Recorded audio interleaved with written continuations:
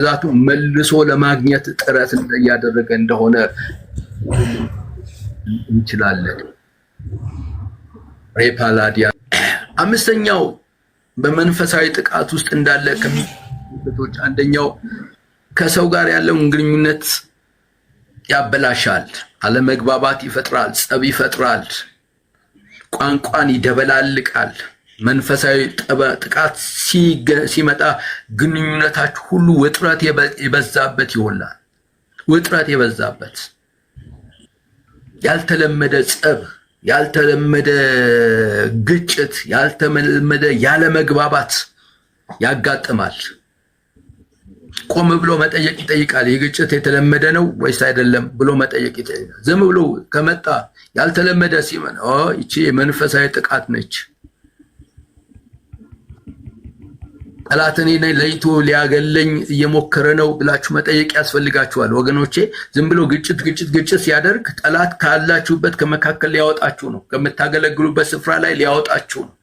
ከሰፋችሁበት ስፍራ ከያዛችሁበት ቦታ ላይ ሊነቃንቃችሁ ነው። ያልተለመደ ጥቃት በሚመጣበት ጊዜ፣ ያልተለመደ መንፈሳዊ ጥቃት፣ ያልተለመደ ያለመግባባት በሚነሳበት ጊዜ ያኔ ቆም ብላችሁ ጠይቁ። ስፍራ ሊያስለቅቃችሁ ገፊ ሊበዛ ይችላል። ኤፌሶን ምዕራፍ 6:12 ላይ እንደዚህ ይላል፣ ውጊያችን ከስጋና ከደም ጋር አይደለምና ይላል።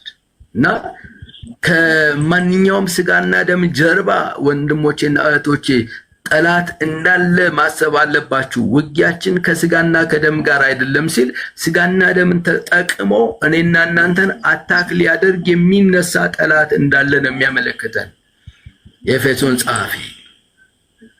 ስለዚህ ውጊያችን ከስጋና ከደም ጋር ስላልሆነ ከስጋና ከደም ጋር ደግሞ ያልሆነው ውጊያ ከመንፈስ የሚሆነውን ውጊያ የሚወድቀው በመንፈስ እንጂ በስጋ አይደለም። ስለዚህ አንድ ነገር ላስጨብጣችሁ ፈልጋለሁ። በእናንተ ውስጥ ያለው በዓለም ካለው ይበልጣል። በእናንተ ውስጥ ያለው ጦርነትን ከሚያስነሳባችሁ ካለው ይበልጣል በእናንተ ውስጥ ያለው። ስለዚህ እንደዚህ አይነት ያለመግባባት በሚፈጠርበት ጊዜ ወንድሞቼና እህቶቼ የእግዚአብሔር ቃል እንደሚናገር ክርስቲያኖች ከሆኑ ብቻቸውን አነጋግሯቸው ይላል። በልበሰፊነት በጸብ መንፈስ ሳይሆን በማቅናት መንፈስ ተጠግታችሁ በልበሰፊነት ማነጋገር። እምቢ ካሏቸው ሁለት በአንድ ሰው በመካከላችሁ አስገብታችሁ መነጋገር። እምቢ ካላችሁ ደግሞ ለቤተ ክርስቲያን መንገር ነው እንጂ እናንተ ጦርነት ውስጥ ገብታችሁ መንፈሳዊ ስፍራችሁን መልቀቅ የለባችሁም። መውረድ የለባችሁ። አያችሁ፣ ትወርዳላችሁ። እንደዚህ አይነት ነገሮች በሚመጡበት ጊዜ ያወርዳችኋል። ከመንፈሳዊ ሌቭላችሁ ትወርዳላችሁ። መንፈሳዊ ሌቭል አለ ወይ? አዎን አለ። ላሳያችሁ ፈልጋለሁ። መንፈሳዊ ሌቭል አለ። ኃይላት፣ ስልጣናት፣ አለቆች የሚባሉ በጠላት ወረዳ አካባቢ መንፈሳዊ ሌቭል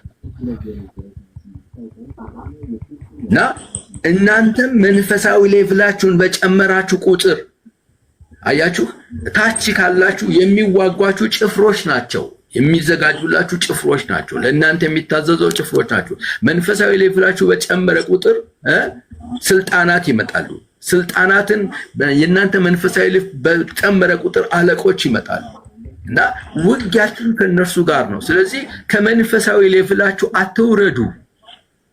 ሊያወርዳችሁ ነው የሚመጣው።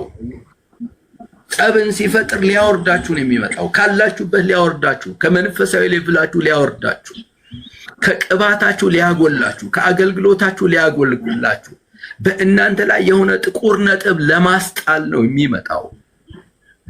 ያኔ ልትነቁ ይገባችኋል ወገኖቼ፣ ልትነቁ ይገባችኋል።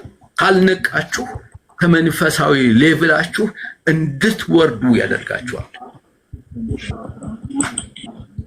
ውጊያችን ከደምና ከስጋ ጋር አይደለም። ሐዋርያው ቅዱስ ጳውሎስ የሚነግረን ነገር ይሄ ነው። ውጊያችሁ ከስጋና ከደም ጋር አይደለም ብሎ ሐዋርያው ይናገራል። ሐዋርያ ኤፌሶን ምዕራፍ 6 ቁጥር 12 ላይ እንደዚህ ይላል። ከ10 ጀምሬ ላንብበው። በተረፈ በጌታና ብርቱ በሆነው ኃይል ጠንክሩ ይላል። ጥንካሬያችሁ በራሳችሁ አይደለም። ጥንካሬያችሁ የራስን ማስተዋል የራስን እውቅ አይደለም። በስጋዊ ነገር አይደለም፣ በመንፈሳዊ ነገር ነው የምንበረታው። በተረፈ በጌታና በኃይሉ በጌታና ብርቱ በሆነው ኃይሉ ጠንክሩ። አያችሁ፣ ያ ብርቱ የሆነው ኃይል የትኛው ኃይል ነው ካላችሁ፣ ክርስቶስ ኢየሱስን ከሞት ያስነሳው የትንሣኤው ኃይል ነው። ብርቱ የሆነው ኃይል ሲኦልን የነቀነቀው ጠላትን አፈር ድሜ ያጋጠው የትንሣኤው ኃይል ነው። በዛ ኃይል በርቱ ይላል። ምክንያቱም የትንሣኤውን ኃይል ሊቋቋም ማንም አይችልም። አያችሁ፣ ክርስቶስ ኢየሱስ ሲነሳ ብቻውን አይደለም፣ እኔና እናንተን ይዞ ነው የተነሳው። አሁን እየኖርን ያለነው የትንሣኤውን ኃይል ነው፣ የትንሣኤውን ህይወት ነው እየኖርን። ይሄን በፍጹም አትርሱ። የትንሣኤውን ህይወት ነው እየኖራችሁ ያላችሁት። የትንሣኤውን ህይወት ነው እየኖራችሁ ያላችሁት። ለዚህ ነው ጳውሎስ እንደዚህ አለ ገላትያ ምዕራፍ 2:20 ላይ እኔ አሁን ሕያው ሆኜ አልኖርም ይላል።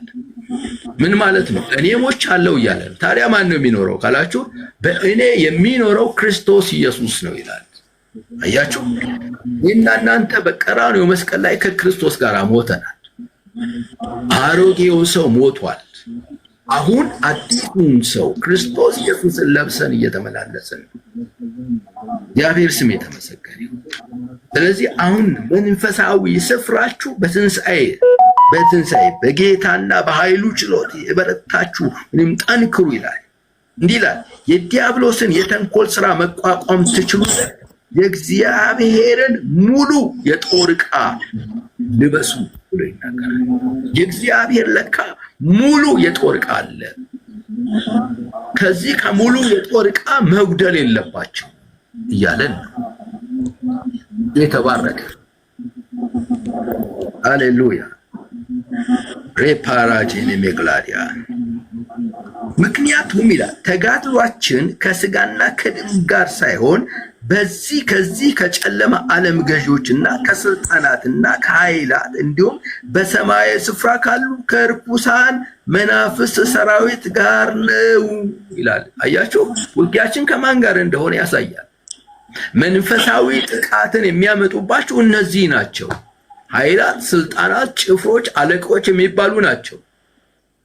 ስለዚህ ምን እናድርግ ሲል ጳውሎስ ማድረግ የሚገባንን ይነግረናል። ክፉ ቀን ሲመጣ መቋቋም ትችሉ ዘንድ ይላል።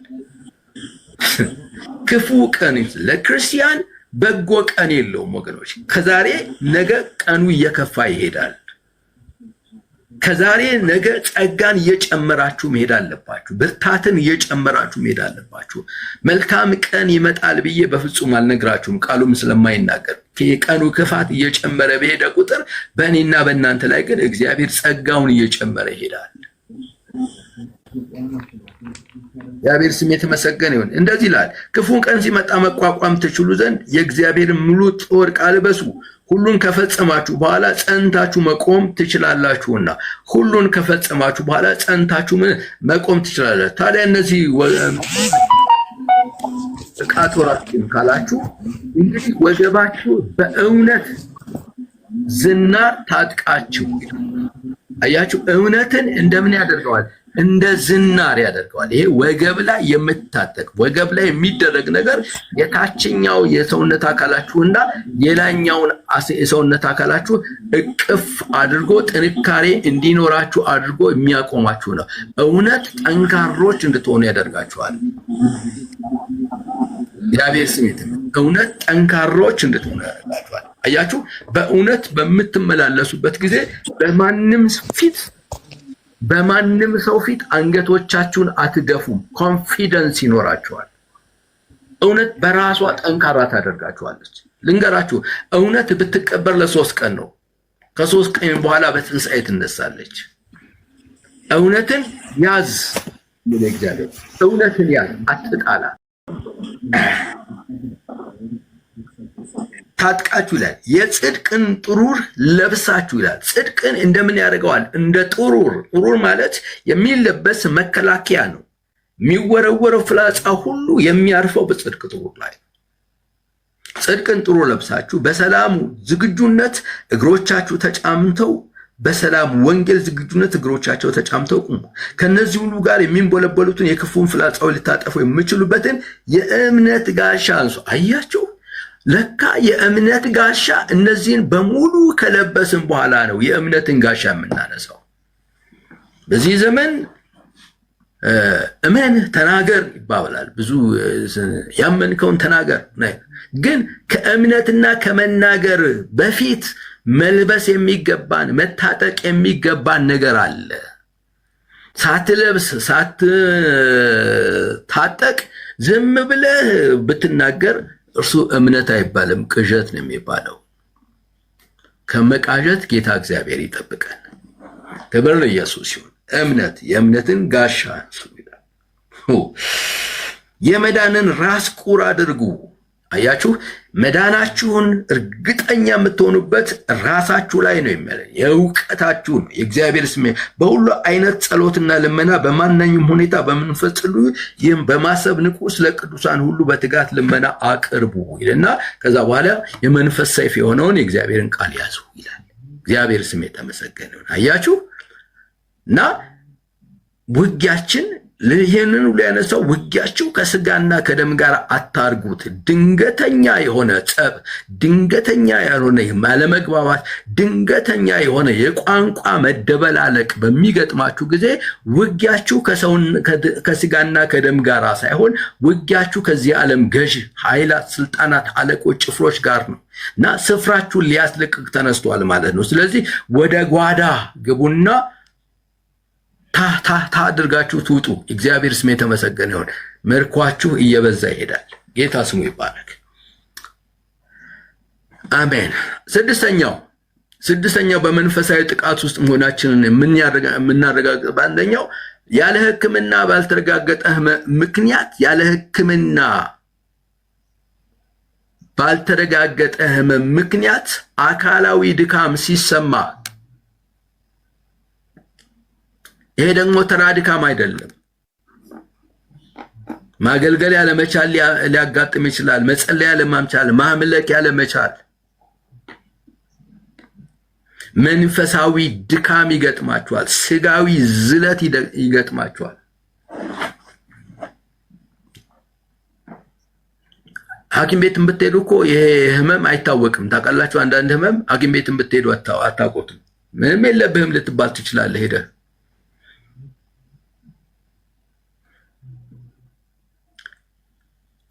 ጊዜ ጠብቆ ለጸሎት ልትዘጋጁ ጊዜ ጠብቆ ፍላጻን እየወረወረ የሚያውካችሁ ወደ አልጋችሁ ውስጥ ገብታችሁ እንድትተኙ የሚያደርገው መንፈሳዊ ጥቃት ነው። ወደ ቤተ ክርስቲያን ልትሄዱ ስትነሱ ራስ ምታት የሚመታ ድንገተኛ መማምጥቶ የሚመታ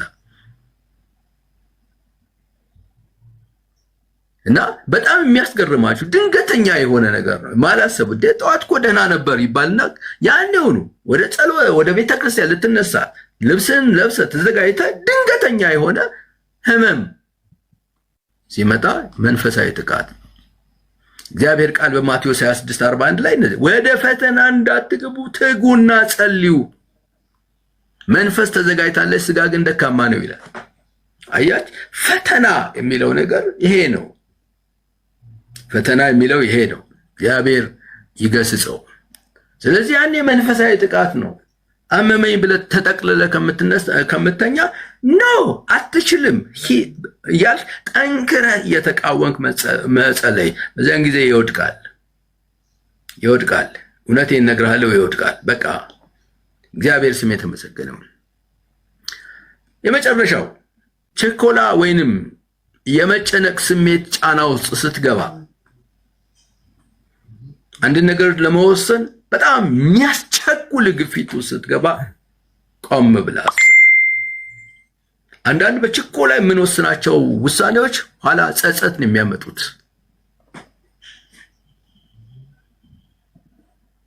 ይሄ የመንፈሳዊ ጫና ሳይሆን የህይወት ጭንቀት ብቻ ነው። ዝም ብለህ ሳትወድ የምትገፋው ግፊት አለ፣ ሳንወድ የምንገፋው ግፊት። መመራት ሳይሆን መገፋት። መመራት በመንፈስ መመራት እጅግ ትልቅ ነገር ነው። በመንፈስ መመራት ቸኩል የሚል ከሆነ ተቸኩላለህ። ነገር ግን እየተገፋ የምትገባበት የተጨነቅ የምትገባበት ነገር እርሱ መንፈሳዊ ጥቃት ነው። እግዚአብሔር ቃል ዮሐንስ 10:10 ላይ እንደዚህ ይላል፣ ሌባው ሊሰርቅ ሊገድል ሊያጠፋ ይመጣል፣ ስለሌላ ስለምን አይመጣም ይላል። ይህ ቶሎ ብሎ ማኑ ያስነካና ከዛ በኋላ ግብ እንዲመታብህ ሊጎሬ እንዲመታብህ ያደርጋል። ምክንያቱም ማኖ ከነካህ ይግድ ነው ሊጎሬ ይመታብሃል። ስለዚህ ራስን ጠይቅ። መንፈሳዊ ጥቃት መሆኑን እንዴት ማረጋገጥ እንደሚቻል ራስን ጠይቅ። ይሄ ድንገተኛና ኃይለኛ ጥቃት ነው።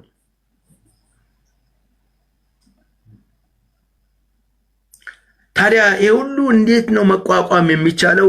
ጥቂት ነገር ልንገራችሁ፣ 4 ነገር። ከዛ በኋላ አብረን እንጸልያለን። 4 ነገር ልንገራችሁ። የመጀመሪያው በሚመጣብህ የሰልፍ አቅጣጫ ዲፌንስ የምታደርግበትን የእግዚአብሔርን ቃል ተናገርበት። እግዚአብሔርን ቃል የእግዚአብሔርን የተስፋ ቃል ተናገርበት። ትሞታለህ የሚል አዋጅ ቢያመጣ አልሞትም በሕይወት እኖራለሁ የጌታዬን ማዳን እናገራለሁ በል። ልሞት ነው ብለህ ራስህ ከእሱ ጋር ተባብረህ አታውጅ። አልሞትም በሕይወት እኖራለሁ የእግዚአብሔር ማዳን አወራለሁ። ክብረ ኢየሱስ ይሁን። አይሳካልህም ብሎ ቢያወራልህ ይሳካልሃል፣ ይከናወንልሃል ተብሎ ተጽፏል። እግዚአብሔር ስም ብዙ የእግዚአብሔርን ቃል ማንሳት እንችላለን። ስለዚህ ቅዱሳት መጽሐፍት የሚሉትን ጮክ ብለህ ተናገር። ጮክ ብለህ እየተናገርክ ጸልይ፣ በእምነት ጸልይ። ምክንያቱም ጠላት የሚወጋው በሰይፍ ነው። ሰይፉ ደግሞ የእግዚአብሔር ቃል ነው። መንፈስንም ሰይፍ ያዙ አይደለም የሚለው? የመንፈስ ሰይፍ የእግዚአብሔር ቃል ነው ወንድሜ። የእግዚአብሔር ቃል ባዶ አትሁን። በምትጸልይበት ጊዜ የእግዚአብሔርን ቃል እያነሳ ተናገር፣ እያነሳ ጸልይ፣ እያነሳ ሜራጃና መካንቶ ክሎሪያ ዳስ ፕሬጄኒያ የእግዚአብሔርን ቃል ተናገርበት። ቃሉ ሰይፍ ነው ወንድሜ። ቃሉ የጠላትን ኃይል ይበታትናል። ቃሉ የጠላትን ኃይል ይቆራርጣል። ቃሉን ሰምቶ መቆም አይችልም። የእግዚአብሔር ቃል በእግዚአብሔርም ቃል አጋንንትን አወጣ ተብሎ ተጽፏል። ስለዚህ በእግዚአብሔር ቃል ልታሸንፍ ትችላለህ። ሁለተኛው በመንፈስ ጸልይ። ጸሎቶችህ አጭር እንኳን ቢሆኑ በመንፈስ ጸልይ። ሬፓታኪያናሞስ ፕሬጄኒያ በመንፈስ የሚጸልይ ራሱን ያንጻል፣ ከእግዚአብሔርም ጋር ምስጢርን ይነጋገራል ይላል። በመንፈስ ጸልይ።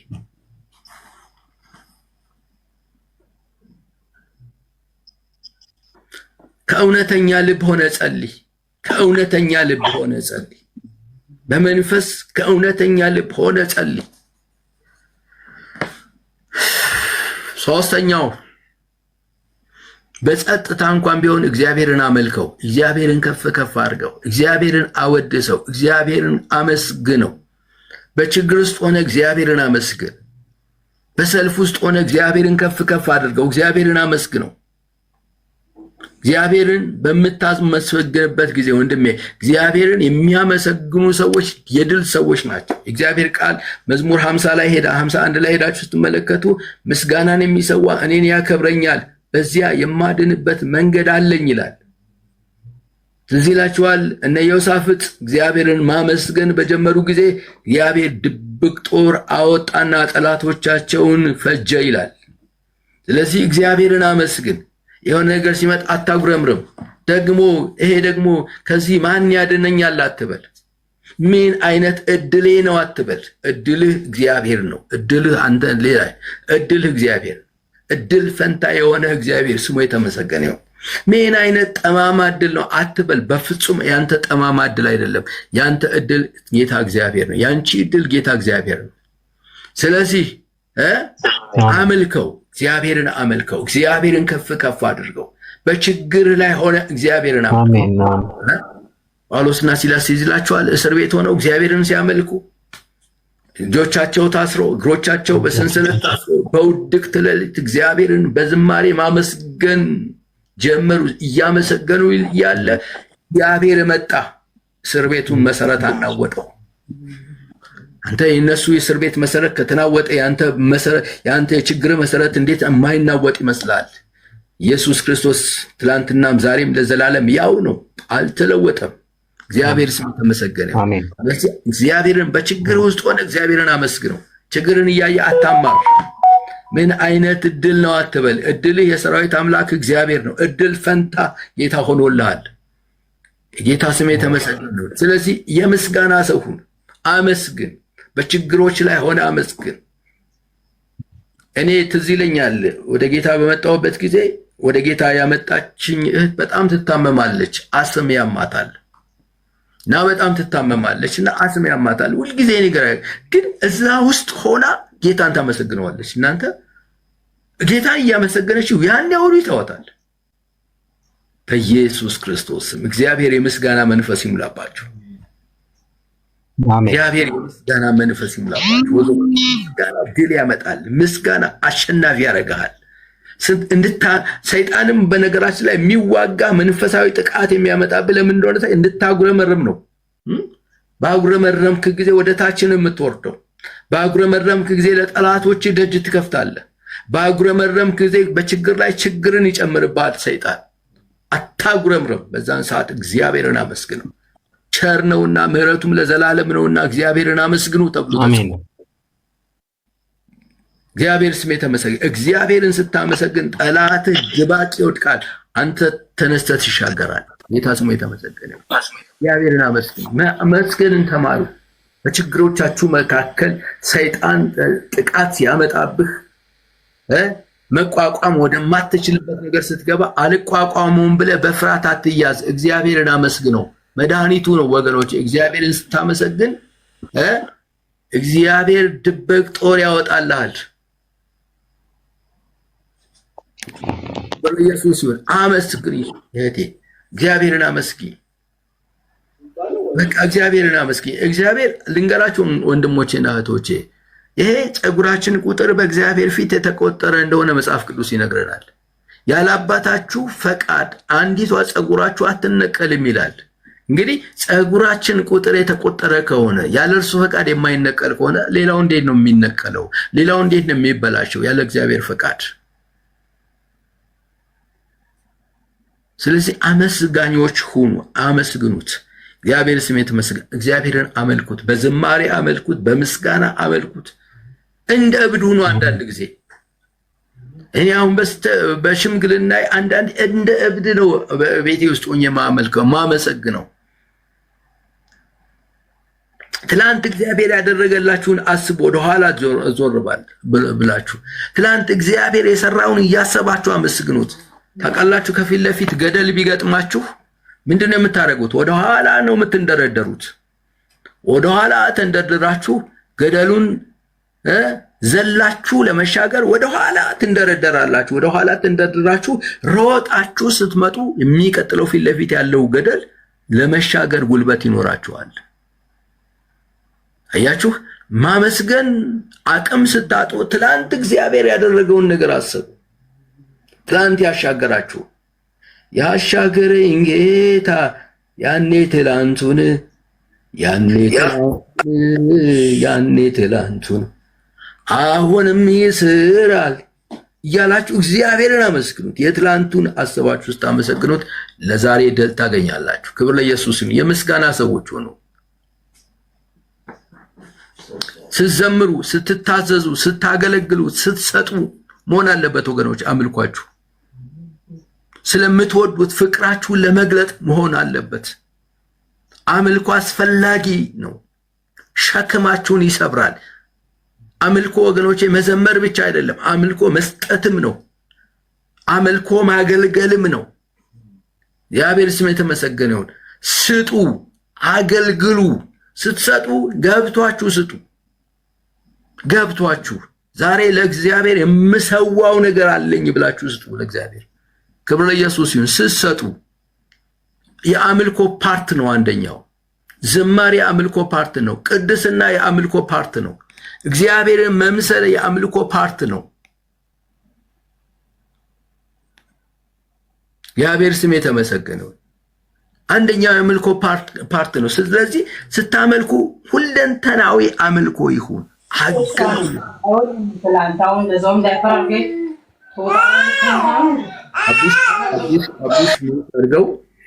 ጌታ ኢየሱስ ይባርክ።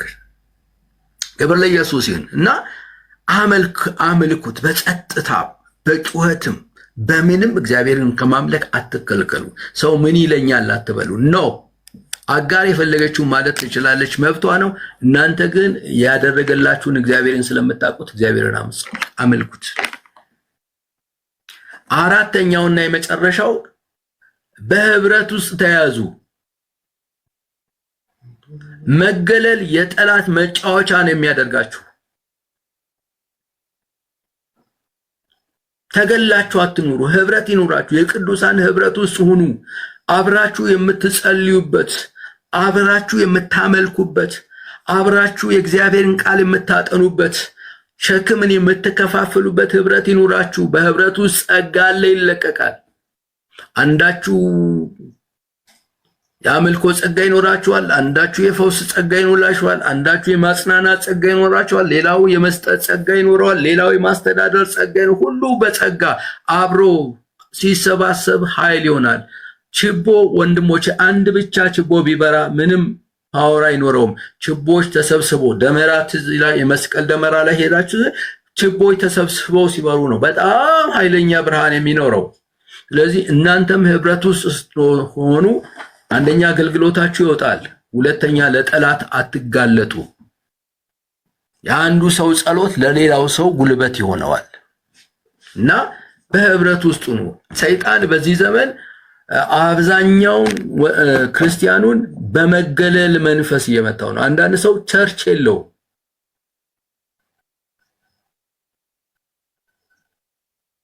አሜን፣ ቸርች የለውም። አንዳንድ ሰው ዝም ብሎ ዘዋሪ ነው። ወገኖች የሚዞረው ሰይጣን ነው፣ እናንተ አትዞሩም። በኢየሱስ ክርስቶስም የሆነ ቸርች ይኖራችሁ፣ የሆነ ፓስተር ይኖራችሁ፣ መንፈሳዊ ጥቅም የምታገኙበት ቦታ ሁኑ። የምታድጉበት ቦታ ሁኑ። መንፈሳዊ እድገት ያለበት ቦታ፣ የምትማሩበት ቦታ፣ የምታገለግሉበት ቦታ ሁኑ። ዝም ብላችሁ ደባል አትሆኑ። አንዳንድ ሰው ደባል ነው፣ በቃ እስከ ቆየ ድረስ ይቆያል። ከዛ በኋላ የፓስተሩ ወይንም የወንጌላዊ ወይንም የነብዩ ፊት ሲጠቁርበት ደግሞ ጥሎ ይሄዳል። እንደዛ አይነት አታድርጉ። እንደ ቤተኛ ሆናችሁ የምታገለግሉበት፣ ጌታን የምታከብሩበት ስፍራ ይኑራችሁ። በዚህ በምትሆኑበት ጊዜ ከመንፈሳዊ ጥቃት ትድናላችሁ። ክብር ለኢየሱስ ይሁን። እንግዲህ የሰማነውን ቃል ይባርክልን።